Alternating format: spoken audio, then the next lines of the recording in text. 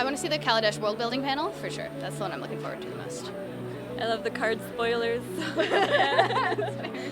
I'm really excited to see more about Chandra because she's always been very fascinating to me, like the story, the character, and I really want to learn more about her. So the fact we're going back to her homeland, I'm just so excited to hear more about it. We knew, because we plan years out, and you probably know that after Innistrad, we wanted to do another artifact block. We wanted it to be different, we wanted it to feel fresh, we wanted it to be bright and colorful.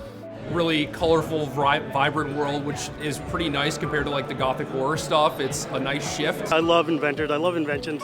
I think the set looks really neat. Once the Kaladesh team, the design teams and development teams were focusing on this ether mechanic, we knew that ether was going to be a crucial resource in the world of Kaladesh. So that's kind of where we started. India was an inspiration to bring a fresh take to steampunk, and that's what got us to etherpunk. You can see in the costuming the real world India influences here, but it's not the what we might associate with steampunk, the kind of colonial India.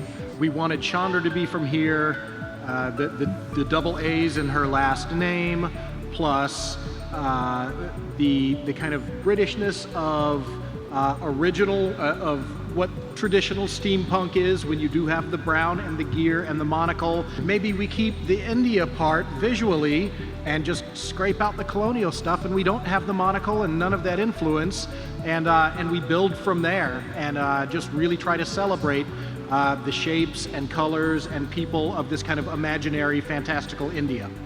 So today I saw the evolution of representation in Magic the Gathering, and it's wonderful to see.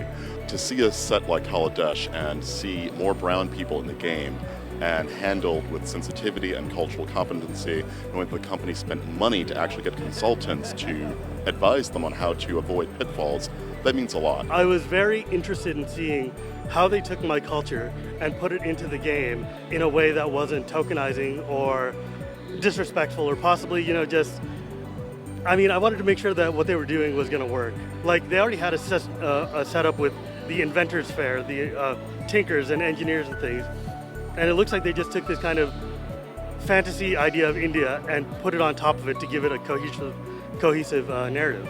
And that looks pretty cool. The idea here is that this is the most amazing place you could ever live, because no matter who you are, no matter where you are in the city or far from the city, you're going to have access to this ether, and it's flowing through these pipes, and they're transparent, so you can see this magical lifeblood just piping out to people, and you're inspired by it, and you want to use it, and you want to invent. And that is exactly what the people here do. This place we knew was going to be full of artifacts and artifact mechanics.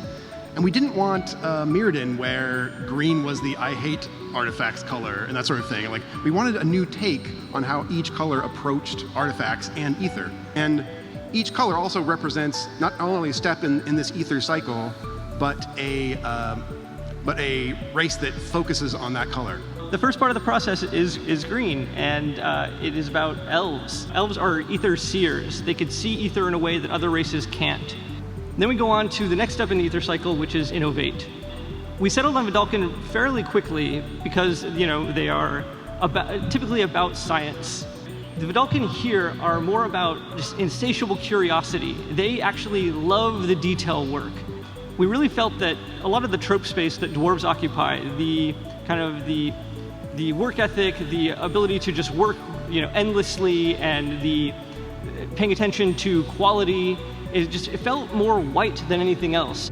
All the machines on Kaladesh are powered by ether, and there are some, there's a particular creature here, the Gremlins, that love to feast on ether. So they are the bane of every inventor on Kaladesh, but they are wonderful as well. But they're so cute. They are adorable. They are truly adorable.